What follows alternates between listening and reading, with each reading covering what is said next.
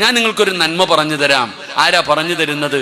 അള്ളാഹുവിന്റെ പ്രവാചകൻ സല്ലല്ലാഹു അലൈഹി വസല്ലമ തങ്ങളുടെ മരുമകൻ മഹാനായ സയ്യിദുനാ അലി ഇബ്നു അബീ ത്വാലിബ് റളിയല്ലാഹു തആല അൻഹു. അള്ളാന്റെ റസൂലിന്റെ പൊന്നാര മകൾ ഫാത്തിമ ബീബി റളിയല്ലാഹു തആല അൻഹ. ആരാ പറഞ്ഞു തരുന്നത്? അള്ളാന്റെ റസൂലിന്റെ കരളിന്റെ കഷ്ടമാണ്. അല്ലാഹുവേ, ഒരു ദിവസം അലി ഇബ്നു അബീ ത്വാലിബ് റളിയല്ലാഹു തആല അൻഹു വീട്ടിലേക്ക് കടന്നു ചെല്ലുമ്പോ, അലിയാർ തങ്ങളുടെ വീട്ടിലേക്ക് കടന്നു ചെല്ലുമ്പോ ഫാത്തിമ ബീബി റളിയല്ലാഹു തആല അൻഹയുടെ മുഖമങ്ങ് വാടിയിരിക്കുകയാണ്. ഫാത്തിമയുടെ മുഖം വല്ലാതെ വാടിയിരിക്കുകയാ. അല്ലാഹുവിന്റെ റസൂലിന്റെ പൊന്നാര മകളോട് അലിയാർ തങ്ങൾ ചോദിക്കുന്നു, ഫാത്തിമ, എന്തു പറ്റി ഫാത്തിമ? എന്തു പറ്റി ഫാത്തിമ? ഫാത്തിമ ബീബി റളിയല്ലാഹു തആല അൻഹ പറഞ്ഞു, ഒന്നുമില്ല. അലിയാർ തങ്ങൾക്ക് മനസ്സിലായി എന്തോ വിഷമമുണ്ടെന്ന്. അള്ളാന്റെ റസൂലിന്റെ പൊന്നാര മകളുടെ ചാരത്ത് ചെന്നിരുന്നു. ഒരുപാട് പ്രാവശ്യം ചോദിച്ചിട്ടും ഫാത്തിമ പറയുന്നില്ല. അവസാനം കയ്യിൽ കേറി പിടിക്കുമ്പോ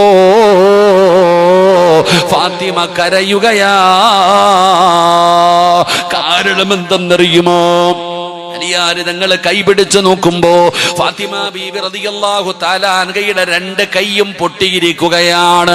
കാരണം കല്ല് പിടിച്ചിട്ട്, ആട്ടുകല്ല് പിടിച്ചിട്ട് ഫാത്തിമയുടെ കൈ പൊട്ടിയിരിക്കുകയാണ്. കാരണം എന്തെന്നറിയുവോ? അലിയാര് തങ്ങൾ പാവപ്പെട്ടവനാണ്, ഒരുപാട് സമ്പത്തൊന്നുമില്ലാത്ത മനുഷ്യന്. ഗോതമ്പ് മേടിച്ചു കൊണ്ടുവന്ന് ഫാത്തിമയുടെ കയ്യിൽ കൊടുക്കും. ഫാത്തിമ ഗോതമ്പ് പൊടിക്കും. ആ പൊടിച്ച മാവ് കൊണ്ട് വിറ്റിട്ടാണ് അലിയാര് തങ്ങൾ ജീവിക്കുന്നത്. പടച്ചവനെ, അത്രയും പാവപ്പെട്ടവനാണ് അലിയാര് തങ്ങള്. പെങ്ങളെ, നീ ചോദിക്കും, സിറാജ്, കഥാ മാവ് പൊടിച്ച കൈ പൊട്ടുമോ? പെങ്ങളെ, നിനക്കറിയാഞ്ഞിട്ടാണ്. അള്ളാന്റെ റസൂലിന്റെ പൊന്നാര മകളായ ഫാത്തിമയുടെ ചരിത്രം നീ ചെന്ന് പഠിക്ക്. രണ്ടാൺകുട്ടികളാണുള്ളത്. ഹസനും ഹുസൈനും എന്ന് പറയുന്ന രണ്ടു മക്കളുണ്ട്. 1 വയസ്സിന്റെ വ്യത്യാസം. രണ്ടുപേരും തമ്മിൽ 1 വയസ്സിന്റെ വ്യത്യാസമേ ഉള്ളൂ. ഫാത്തിമ എങ്ങനെയാ ഉറക്കുന്നതെന്നറിയോ? മക്കളെ തൊട്ടിലിൽ കിടത്തിയിട്ട് ഒരു കയറിന്റെ ഒരു ഭാഗം തൊട്ടിലിൽ കെട്ടുകയാണ്, മറുഭാഗം തന്റെ കാലിൽ കെട്ടിയിരിക്കുകയാണ്. റബ്ബേ, മക്കളെങ്ങാണം കരഞ്ഞ ഫാത്തിമ കാലിൽ കെട്ടിയിരിക്കുന്ന കയറിങ്ങനെ ആട്ടുകയാണ്. ആ കാല് കൊണ്ടാണ് മക്കളെ പോലും ആട്ടിയുറക്കുന്നത്. അതുപോലെ കഷ്ടപ്പാടാണ്, അതുപോലെ വല്ലാത്ത പ്രയാസമാണ്. അലിയാർ തങ്ങൾക്ക് വല്ലാത്ത സങ്കടമായി. അന്ന് രാത്രിയിൽ കിടന്നിട്ടുറക്കം വരുന്നില്ല. അലിയാർ തങ്ങൾ അവസാനം പറഞ്ഞു, ഫാത്തിമ, നിന്റെ പ്രയാസം മാറാൻ ഞാനൊരു വഴി പറഞ്ഞു തരട്ടെ. ഫാത്തിമ, നിന്റെ പ്രയാസം മാറാൻ ഞാനൊരു വഴി പറഞ്ഞു തരാ. എന്തേ അലിയ്, എന്തേ അലിയ്?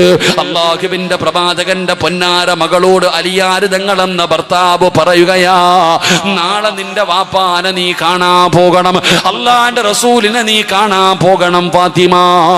എന്നിട്ട് നിന്റെ കൈ കാണിച്ചു കൊടുക്കണം, നിന്റെ കഷ്ടപ്പാട് പറയണം, നിന്റെ പ്രയാസങ്ങൾ പറയണം, നിന്റെ വാപ്പയോട് നിന്റെ സങ്കടങ്ങൾ മുഴുവനും പറയണം. എന്നിട്ട് ഉപ്പാനോട് പറയണം, ഉപ്പാടെ കയ്യിൽ ഒരുപാട് അടിമകളുണ്ടല്ലോ, ഉപ്പാടെ കയ്യിൽ ഒരുപാട് അടിമകളുണ്ടല്ലോ, ഒരടിമയെ എനിക്ക് താവാപ്പാ, എന്റെ സഹായത്തിന് ഉപകാരപ്പെടുമല്ലോ.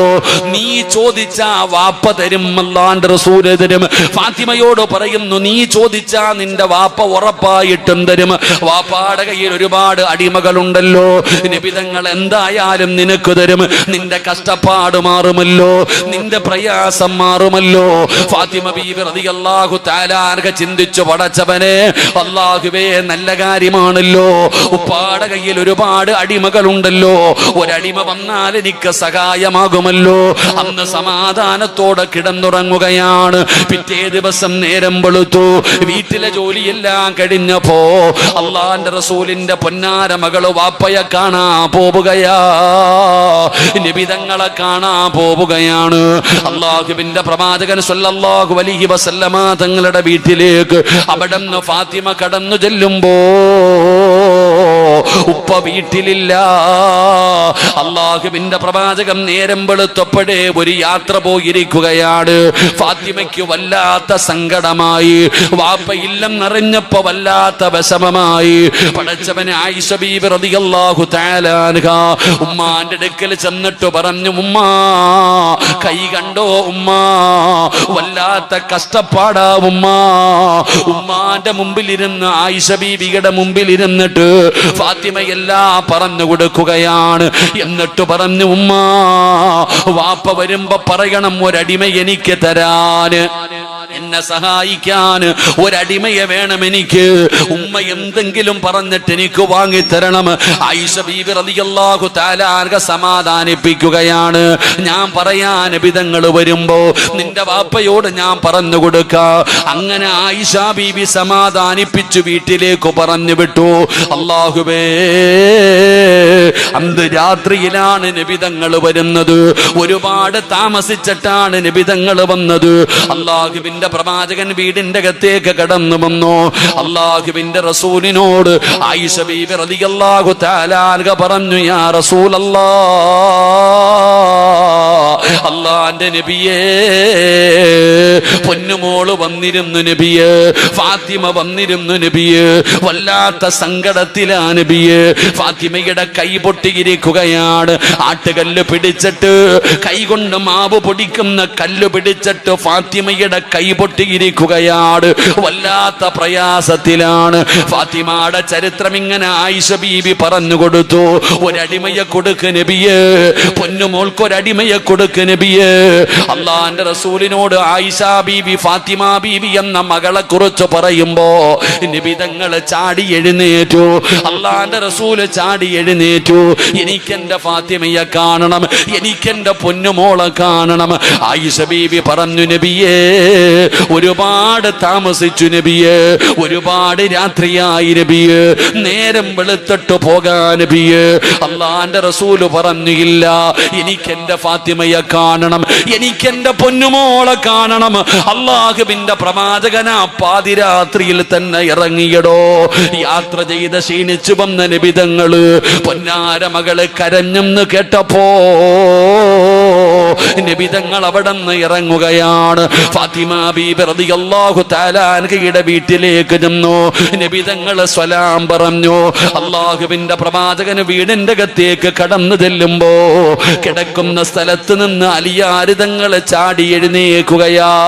ഇരിക്കലിയ് തന്റെ മകനെ, തന്റെ മകളെയും തന്റെ മരുമകനെയും പിടിച്ചിരുത്തിയിട്ട് നബിതങ്ങൾ ഇടയിലിരുന്നു. ഫാത്തിമ എന്ന് പറയുന്ന കരളിന്റെ കഷ്ടമായ തന്റെ പൊന്നാര മകള്, ആ മകളുടെ കയ്യിൽ ഇങ്ങനെ നബിതങ്ങൾ പിടിക്കുകയാണ്. വല്ലാത്ത വേദന. തന്റെ പൊന്നാര മകളുടെ കൈ പൊട്ടിയിരിക്കുകയാണ്. അള്ളാഹുവിന്റെ പ്രവാചകൻ എന്ന് പറയുന്ന പിതാവ് തന്റെ പൊന്നാര മകളോട് ചോദിച്ച ചോദ്യം എന്തെന്നറിയോ? പെരുമാതുറയിൽ പെൺമക്കളുള്ള ഉപ്പമാരേ, നീ വാപ്പയാണെന്ന് ചിന്തിക്കണേ. പെൺമക്കളുള്ള ഉപ്പമാര് ഒരു വാപ്പ ആരെ പോലെയാകണമെന്നറിയോ? നീ ഒരിക്കലും എടുത്തു ചാടേണ്ടവനല്ല, വാശി കാണിക്കേണ്ടവനല്ല. നീ ഒരു പെൺകുട്ടിയുടെ വാപ്പയാണ്. നീ ഒരുപാട് ചിന്തിക്കണം വാപ്പ. നീ എടുത്തു ചാടാൻ പാടില്ല വാപ്പ. അള്ളാന്റെ റസൂല് സ്നേഹിച്ചതുപോലെ ഒരു വാപ്പയും മകളെ സ്നേഹിച്ചിട്ടില്ല. അള്ളാന്റെ റസൂലിന് അത്രയും ഇഷ്ടമായിരുന്നു. അതുകൊണ്ടാണ് നബിതങ്ങൾ ആ പാതിരാത്രിയിൽ തന്നെ എഴുന്നേറ്റ് പോയത്. തന്റെ പൊന്നാര മകളോട് നബിതങ്ങൾ ചോദിച്ച ചോദ്യം എന്തെന്നറിയോ? മോളെ ഫാത്തിമ, ഭർത്താവിനും മക്കൾക്കും ഭക്ഷണം വെച്ച് കൊടുത്താ അല്ലാഹു തരുന്ന പ്രതിഫലം എന്താണെന്ന് നിനക്കറിയുമോ ഫാത്തിമ? ഒരു വാപ്പ എന്ന് പറഞ്ഞാൽ ഇങ്ങനെയായിരിക്കണമടോ. ഒരു വാപ്പ എന്ന് പറഞ്ഞാ, ഒരു ഉമ്മ എന്ന് പറഞ്ഞാൽ ആരായിരിക്കണം? പടച്ചവനെ, നിന്നെ പോലെ സൗകര്യമുണ്ടാകണമെന്നില്ല. നിന്റെ മകള് കടന്നു പോകുന്ന നിന്റെ മരുമകൻ സമ്പന്നനാകണമെന്നില്ല. അവിടെ കൊട്ടാരം പോലെ വീടുണ്ടാകണമെന്നില്ല. അവൻ അന്നന്നത്തെ കാര്യം തന്നെ തെള്ളി നീക്കുന്നവനാകാം. പടച്ചവനെ, നിന്റെ വീട് പോലെ എല്ലാം അവിടെ ഇല്ല. മക്കള് പരാതി പറയും, അവര് സങ്കടം പറയും, വാപ്പാ നീ ഉപദേശിക്കണം, വാപ്പാ പെങ്ങളെ ഉപദേശിച്ചു കൊടുക്കണം. പക്ഷേ ഇന്നത്തെ ഉപ്പമാരങ്ങനെയല്ല, ഇന്നത്തെ ഉമ്മമാരങ്ങനെയല്ല. മക്കളുടെ ജീവിതം പോയാലും അവർക്കൊന്നുമില്ല, മക്കൾ യതീമായി പോയാലും അവർക്കൊന്നുമില്ല. ഇന്ന് വാശിയാടോ, ആണിനും പെണ്ണിനും വാശിയാണ്. പ്രത്യേകിച്ച് കാരണമൊന്നും വേണ്ട. അല്ലാഹുവേ മക്കള് വിളിച്ചു പരാതി പറഞ്ഞാല്, മക്കള് വിളിച്ചെന്തെങ്കിലും ഒരു പരാതി പറഞ്ഞ വാപ്പ പറയുന്നു വണ്ടി വിളിച്ച് വീട്ടിലേക്ക് വന്നേരെ. നബിതങ്ങൾ തന്റെ പൊന്നാര മകളോട് രണ്ട് കൈയും പൊട്ടിയിരിക്ക ജോലി ചെയ്തിട്ട് സങ്കടം പറഞ്ഞ മകളോട് നബിതങ്ങൾ ചോദിച്ചു, മക്കൾക്കും ഭർത്താവിനും ഭക്ഷണം വെച്ചു കൊടുക്കുന്ന ഒരു പെണ്ണിന് അല്ല കൊടുക്കുന്ന പ്രതിഫലം എന്താണെന്ന് നിനക്കറിയോ? നിന്റെ മകള് നിന്റെ ഭർത്താവിന്റെ വീട്ടിലെ പ്രയാസം പറഞ്ഞപ്പോ നീ എന്തു പറഞ്ഞു? വാരിക്കെട്ടിങ്ങി വന്നേക്കാൻ. കഴിഞ്ഞു, മതി, അവിടത്തെ ജീവിതമൊക്കെ മതി, വന്നേരെ. എന്റെ പ്രിയപ്പെട്ട സഹോദരങ്ങളെ, ഇവിടെ ഒരു നിമിഷം സംസാരിച്ച ഇന്ന് ബന്ധം ഒഴിയുന്നതിന് പ്രത്യേകിച്ച് കാരണമൊന്നും വേണ്ട. ഞാൻ എപ്പോഴും പറയാറുണ്ട്, എനിക്കൊരു ചങ്ങാതിയുണ്ട്, ഓൻ പറഞ്ഞു, ഉസ്താദ് എന്റെ അനിയന്റെ കല്യാണം നിങ്ങൾ പറഞ്ഞ നിക്കാഹിന്. എനിക്ക് സത്യം പറഞ്ഞ നിക്കാഹിന് പോകാൻ പറ്റിയില്ല. അങ്ങനെ കുറെ നാളുകൾക്ക് ശേഷം മാസങ്ങൾ കഴിഞ്ഞിട്ട് ഇവനെ കണ്ടപ്പോ അന്ന് പോകാൻ പറ്റാത്തതിന് ജാമ്യം എടുക്കണമല്ലോ. ഞാൻ ഇവന്റെ അടുക്ക പോയിട്ട് പറഞ്ഞു, എടാ അന്ന് എനിക്ക് വരാൻ പറ്റിയില്ലടാ, എന്തൊക്കെയാ പ്രയാസങ്ങളായി പോയിട്ടോ, എങ്ങനെയുണ്ടടാ ജീവിതമൊക്കെ? ഓളെന്തേടാ? ഓള് പോയി ഉസ്താദെ. ആ ചെറുപ്പക്കാരൻ പറഞ്ഞു, ഓള് പോയി. ഞാൻ എന്ത് പറ്റിയടാ? ഉസ്താദെ ഗിഫ്റ്റ് വാങ്ങിച്ചു കൊടുത്തില്ല, ബർത്ത്ഡേക്ക് ഗിഫ്റ്റ് വാങ്ങിച്ചു കൊടുക്കാത്തതിന്റെ പേര് ഓള് പോയെന്ന്. അള്ളാഹു കാത്തിരക്ഷിക്കുമാറാകട്ടെ. ഇന്ന് കാരണമൊന്നും വേണ്ടടോ. എടോ, ഈ പെണ്ണിനും പയ്യനും ഒരു 5 മിനിറ്റ് സംസാരിച്ച തീരുന്നതേ ഉള്ളൂ. അതെങ്ങനെ? മോളെ വിളിച്ചോണ്ട് വരുമ്പോ തന്നെ ഉമ്മ പറയും, ഇനി അവൻ വിളിച്ച ഫോൺ എടുത്തേക്കരുത്, ഓഫാക്കി വെച്ചേക്കാൻ. ഉമ്മ, ഇന്നത്തെ ഉമ്മയാ പറയണേ, അവൻ വിളിച്ചാ ഇനി എടുക്കരുത്, ബ്ലോക്കാക്കി വെച്ചേരെ. കാരണം സംസാരിച്ച മനസ്സു മാറിപ്പോയാലോ. എന്നാലും ഉമ്മ ഇവിടെ പെണ്ണും പിള്ളേക്കാളും വാശി ആർക്കാ? ഈ പെണ്ണിനെക്കാളും വാശി പെണ്ണിന്റെ തള്ളയ്ക്കാ. എന്നാലും അങ്ങനെ പറഞ്ഞല്ലോ അവള്. അമ്മായിയമ്മ അങ്ങനെയാണ് സംസാരിക്കണ്ടേ? അമ്മായിയപ്പന വാശിയടോ, ഈഗോ. ഒരു 5 മിനിറ്റ് സംസാരിച്ചാൽ തീരുന്ന പ്രശ്നമുള്ളൂ. ഞാനെങ്ങനെ എൻ്റെ ജീവിതത്തിൽ ഒരു അനുഭവം പറയാം. ഞാൻ ജോലി ചെയ്യുന്ന പള്ളിയിലൊരിക്കെ, സാധാരണ ഈ മസ്ലിഹത്തിന് ഞാൻ ഇരിക്കാറില്ല. അന്ന് വെള്ളിയാഴ്ച ഒരു മസ്ലിഹത്ത് വന്നു, കാരണം വലിയൊരു കുടുംബമായിരുന്നത്. അങ്ങനെ ഞാൻ നോക്കുമ്പോൾ അഡ്വക്കേറ്റിന് ഉൾപ്പെടെ എല്ലാ ചർച്ചകളും അവസാനിച്ചു. ഈ കൊടുത്തതൊക്കെ തിരിച്ചു വാങ്ങാൻ അഡ്വക്കേറ്റ് വരെ ഉണ്ട്, എല്ലാം എഴുതി കൊണ്ടുവന്നിരിക്കുക കമ്മിറ്റി ഓഫീസിൽ. കഷ്ടകാലത്തിന് എന്നോട് പറഞ്ഞു, ഉസ്താദ് വന്നിരിക്കാൻ പറഞ്ഞു. ഞാൻ കയറിയിരുന്നു. നോക്കുമ്പോൾ ഒരു അടിക്കുള്ള ആളുണ്ട്, 40 പേരുണ്ട്, 2 ഫാമിലി ഉണ്ട്. എന്നാ ബഹളമെന്നറിയോ അതിനകത്ത് കിടന്നിട്ട്. അപ്പൊ ഞാനിങ്ങനെ മിണ്ടാതെ ഇരുന്നപ്പോ, എന്താ ഉസ്താദെ നിങ്ങളൊന്നും മിണ്ടാത്തെ? ഞാൻ പറഞ്ഞു, എനിക്ക് നിങ്ങളോട് ആരോടും ഒന്നും സംസാരിക്കണ്ട, ആ പെണ്ണിനോടും പയ്യനോടും ഒരു 5 മിനിറ്റ് സംസാരിക്കണം. ഉടനെ പെണ്ണിന്റെ വാപ്പ പറയാ, ചർച്ചയെല്ലാം കഴിഞ്ഞതാ, ഇനി എന്താ സംസാരിക്കാനാ? ഓനാവാസി, എല്ലാം കഴിഞ്ഞല്ലേ, ഇനി എന്താ സംസാരിക്കാം? എല്ലാ ചർച്ചയും കഴിഞ്ഞല്ലേ, ഇനി കൊടുത്തതൊക്കെ എഴുതി വാങ്ങണം, പോണം. അപ്പൊ ഈ പയ്യന്റെ വാപ്പ പറഞ്ഞു, എന്താ ഉസ്താദ് സംസാരിച്ചാ കുഴപ്പമെന്താ? എന്നോടുള്ള സ്നേഹം കൊണ്ടൊന്നുമല്ല, അവരോടുള്ള വാശിക്ക് പറഞ്ഞു. എന്തേ ഖത്തീബ് സംസാരിച്ച എന്തേ? അങ്ങനെ എനിക്കൊരു 10 മിനിറ്റ് സംസാരിക്കാൻ അവസരം കിട്ടി. എൻ്റെ പ്രിയപ്പെട്ടവർ 2 പേരെയും വിളിച്ചു, മദ്രസയുടെ മുകളിൽ പോയി. ഞാൻ ചോദിച്ചു, എന്താ പ്രശ്നമെന്ന്. സുബ്ഹാനല്ലാഹ്, അവിടെ ബദറും മുഹദും ഹന്തക്കും ഹൈബറൊക്കെ ഒരുമിച്ച് നടന്നിട്ടോ. ചോദിച്ചത് മാത്രമേ എനിക്ക് ഓർമ്മയുള്ളൂ. അങ്ങോട്ട് പൊക്കി അങ്ങോട്ട് പറയാൻ തുടങ്ങി. അല്ലാ, എടാ വാടാ പോടാ അടിവരെ നടന്നിടോ അതിനകത്ത്. എന്നാലും ഞാൻ മിണ്ടാതെ ഇരുന്നു. ഒരു ഉസ്താദ് എന്ന പരിഗണന നൽകിയില്ല. എന്നാലും ഞാൻ വിചാരിച്ചു പറഞ്ഞു തീരട്ടെ. അങ്ങനെ 2 പേരും പറഞ്ഞു ക്ഷീണിച്ചു. കുടിക്കാൻ ഇത്തിരി വെള്ളമൊക്കെ കൊടുത്തു. ഞാൻ അവസാനം ചോദിച്ചു, കഴിഞ്ഞതൊക്കെ കഴിഞ്ഞു, അനിയ ഒന്ന് ഒരുമിച്ച് ജീവിച്ചുകൂടെ? ഇവളുടെ കൂടെയോ? ഇല്ല ഉസ്താദെ. അങ്ങനെ എല്ലാ ചർച്ചയും പാളി. അവസാനം 8ാമത്തെ അടകുന്ന രീതിയിൽ ഞാൻ പറഞ്ഞു, എന്തായാലും താഴെ ചെന്ന് ഒപ്പിട്ടാൽ നിങ്ങൾ 2 പേരും 2ആയി പിരിയാൻ പോവുകയാ. എന്തായാലും ഇത്രയും കാലം ഒരുമിച്ച് ജീവിച്ചതല്ലേ, പോകുന്നതിന് മുമ്പ് ഒന്ന് പൊരുത്തം ചോദിച്ചിട്ട് പോ. എന്തായാലും നിങ്ങൾ പിരിയാ. അങ്ങോട്ടും ഇങ്ങോട്ടും ജീവിച്ചപ്പം പലതും പറഞ്ഞിട്ടില്ലേ, ചീത്ത വിളിച്ചിട്ടില്ലേ, അടിച്ചിട്ടില്ലേ? അതുകൊണ്ട് ഒന്ന് പൊരുത്തം ചോദിച്ച് കെട്ടിപ്പിടിച്ചു പൊരുത്തം ചോദിച്ചിട്ട് ഇറങ്ങിപ്പോക്കോ, 2 എണ്ണം പോയി ഒപ്പിട്ടിട്ട് പൊക്കോ, ഞാൻ വിട്ടു, ഞാൻ പുറത്ത് നിൽക്കാന്ന് പറഞ്ഞിട്ട് മദ്രസയുടെ വാതിലടച്ച് പുറത്തിറങ്ങി. 5 മിനിറ്റ് കഴിഞ്ഞു, വാതിൽ തുറക്കുന്നില്ല. എനിക്ക് വല്ലാത്ത ബേജാറായി. കാരണം അടിക്കുള്ള ആള് താഴെ ഇരിപ്പുണ്ട്. ഇവർ 2 പേരും എന്താ ചെയ്യണമെന്ന് എനിക്കറിയില്ലല്ലോ. വല്ലാത്ത പേടിയായി. 5 മിനിറ്റ് കഴിഞ്ഞു. കുറേ നേരം കഴിഞ്ഞിട്ട് വാതിൽ തുറക്കാതെ വന്നപ്പോ ഞാൻ വാതിൽ തെള്ളി തുറന്നു. അകത്തേക്ക് കയറി ചെന്നപ്പോ 2ഉം കൂടെ കെട്ടിപ്പിടിച്ചുകൊണ്ട് നിൽക്കുന്നുണ്ട്. 2 പേരും കൂടെ കെട്ടിപ്പിടിച്ചുകൊണ്ട് നിൽക്കുന്നുണ്ട്. എന്നോട് പറഞ്ഞു, ഉസ്താദെ ഞങ്ങൾക്ക് ഒരുമിച്ച് ജീവിക്കണം, ഞങ്ങളെ പിരിപ്പിക്കാൻ പാടില്ല. പറയാൻ പാടുണ്ടോ എന്ന് എനിക്കറിയില്ല. ഞാൻ അവരോട് പറഞ്ഞു, ഇതിലേ ഇറങ്ങി ഈ പള്ളിപ്പറമ്പിലെ കബറങ്കാടിൻ്റെ സൈഡേ ഒരു വഴിയുണ്ട്, ഇതിലേ ഇറങ്ങി ഏതെങ്കിലും ലോഡ്ജിൽ പോയി റൂം എടുത്തിട്ട് താമസിക്ക്, വീട്ടിൽ പോകരുത്. അള്ളാഹു ഈമാൻ. ഞാൻ അവർക്ക് കൊടുത്തൊരു ഉപദേശം, അത് ഉള്ളതും ശരിയാണോ തെറ്റാണോ എന്ന് എനിക്കറിയില്ല. ഞാൻ പറഞ്ഞു, നിങ്ങളെ ജീവിക്കാൻ വിടാത്തത് നിങ്ങളുടെ വീട്ടുകാരാ, അവരുടെ വാശിയാ. നിങ്ങൾ വിധവയാകുന്നതിലോ നിങ്ങൾ പിരിയുന്നതോ അവർക്ക് വിഷയമില്ല, വാശി. രണ്ടുപേരും അതിലെ ഇറങ്ങിപ്പോയി. ഞാൻ താഴെ ചെല്ലുമ്പോഴും അഡ്വക്കേറ്റിന്റെ പേപ്പറിൽ ഒപ്പിടാൻ വേണ്ടിയുള്ള തയ്യാറെടുപ്പ് നടക്കുക. അല്ലാഹു ഈമാൻ നൽകുമാറാകട്ടെ. ഇതാണിന്ന് പല കുടുംബജീവിതത്തിലും. ഇവിടെ ഒരു 5 മിനിറ്റ് സംസാരിച്ചാൽ തീരുന്നതേ ഉള്ളൂ. കാരണം ഇവര് സംസാരിക്കാൻ വിടത്തില്ല, അവര് സംസാരിക്കാൻ വിടത്തില്ല. എന്റെ പ്രിയപ്പെട്ടവരെ, പ്രത്യേകിച്ച് കാരണം അതോ പെണ്ണിനും പെണ്ണിന്റെ വാപ്പ എല്ലാ വാശി, എല്ലാത്തിനും വാശി. വാളെടുത്തവനൊക്കെ എന്താ പറയാ, വാളെടുത്തവനൊക്കെ എന്ന് പറയുന്നത് എല്ലാരും ഇങ്ങനെ നിൽക്കുക, വരുന്നവനും പോകുന്നവനും എല്ലാം ഇങ്ങനെ, വേണ്ട വേണ്ട വിടണ്ട, ഒരു 5 മിനിറ്റ് ഒന്ന് സംസാരിക്കടോ. അള്ളാന്റെ റസൂൽ എന്ന് പറയുന്ന പിതാവ് സ്നേഹിച്ചതുപോലെ ഒരു ഉപ്പയും മകളെ സ്നേഹിച്ചിട്ടില്ല. ആ ഉപ്പ ആ മകളോട് ചോദിച്ച ചോദ്യം, മോളെ, ഭർത്താവിന് ഭക്ഷണം വെച്ചു കൊടുത്ത അള്ള തരുന്ന വിവരം എന്തെന്നറിയോ? അറിയില്ല ഉപ്പ. നബിതങ്ങൾ പറഞ്ഞു കൊടുത്തു. എല്ലാത്തിനും നബിതങ്ങൾ പറഞ്ഞു, നീ എന്ത് ചെയ്താലും പ്രതിഫലം. അള്ളാന്റെ റസൂല് ഫാത്തിമയോട് പറഞ്ഞു കൊടുത്തു, ഫാത്തിമ, ഭക്ഷണം വെച്ചാൽ, വസ്ത്രം കഴുകിയാൽ, വീട് തൂത്താൽ, നീ ഗർഭം ചുമന്നാൽ, പാല് കൊടുത്താ, മക്കളെ വളർത്തിയാ, എന്ത് ചെയ്താലും അള്ളാഹു തരുന്ന പ്രതിഫലം ഇങ്ങനെ പറഞ്ഞു കൊടുത്തു മകളോടും മരുമകനോടും. എന്നിട്ട് അള്ളാന്റെ റസൂൽ അവസാനം പറഞ്ഞു, ഫാത്തിമ,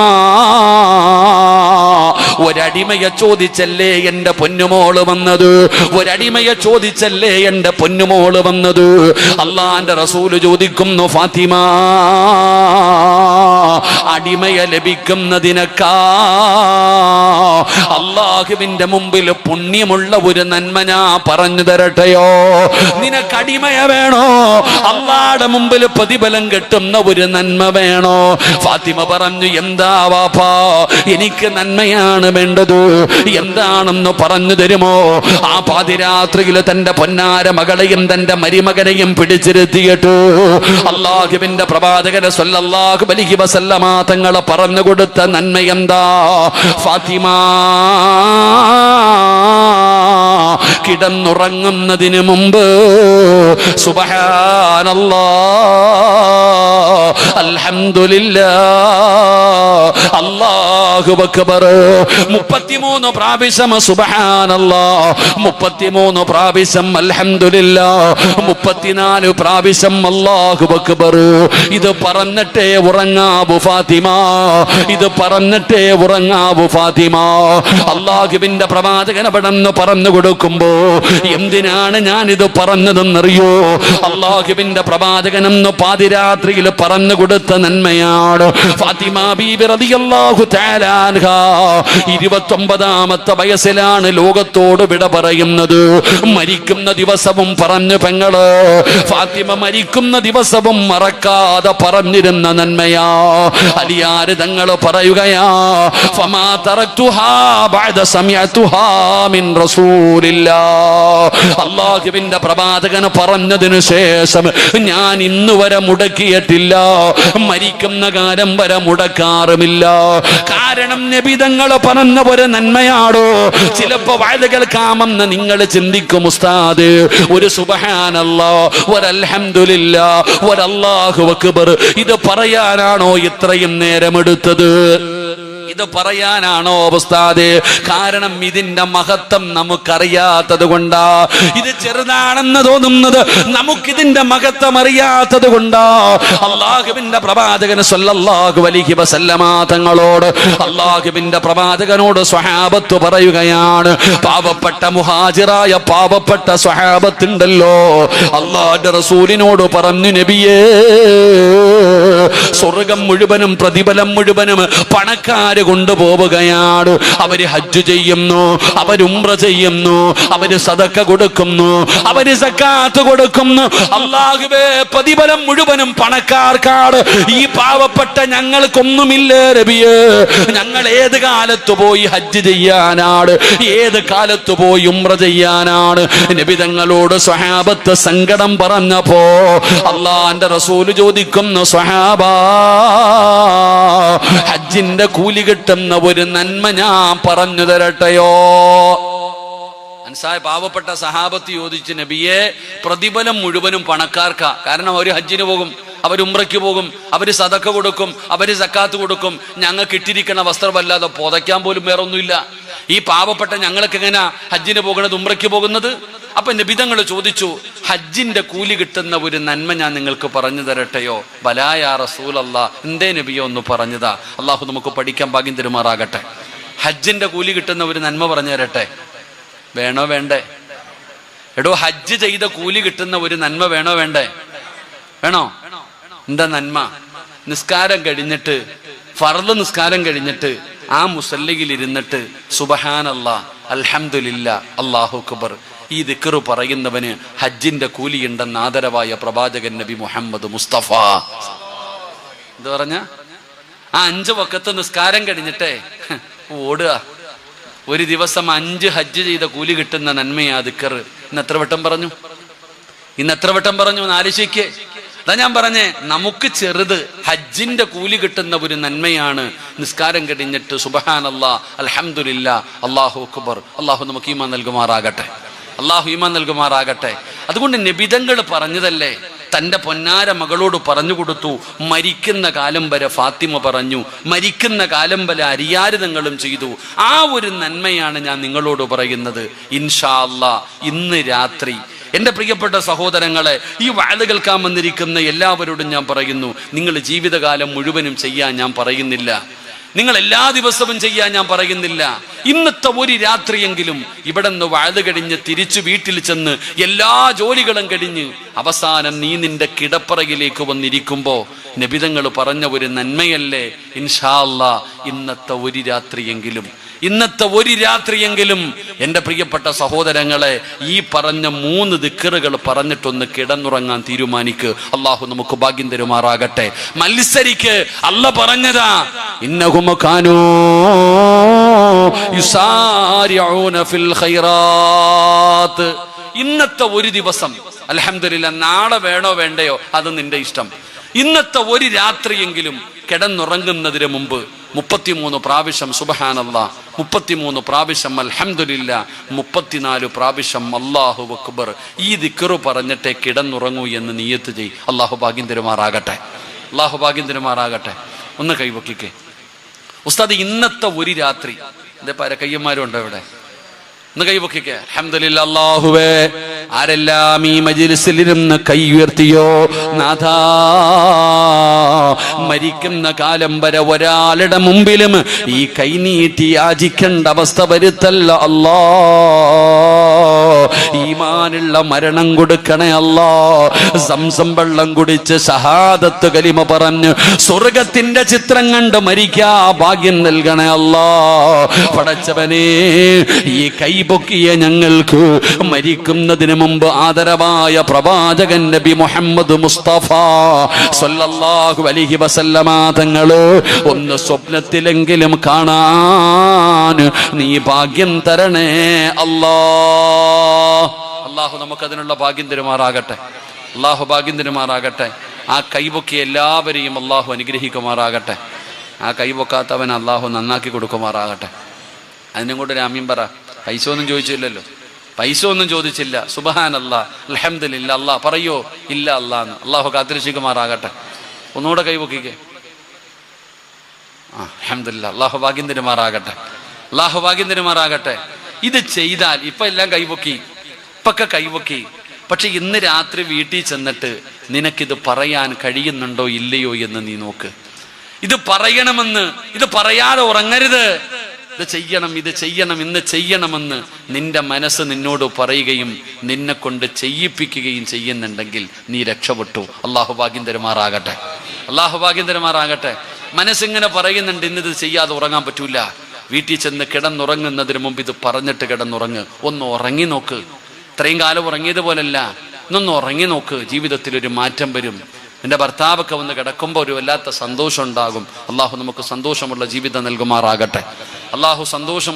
നൽകുമാറാകട്ടെ. അപ്പോൾ ഒരു നല്ല കാര്യം കേട്ടാൽ അത് ചെയ്യാനുള്ള മനസ്സ് നമുക്കുണ്ടാകണം. അള്ളാഹു ഭാഗ്യം തരുമാറാകട്ടെ. അങ്ങനെ ഒരു മനസ്സ് നൽകുമാറാകട്ടെ.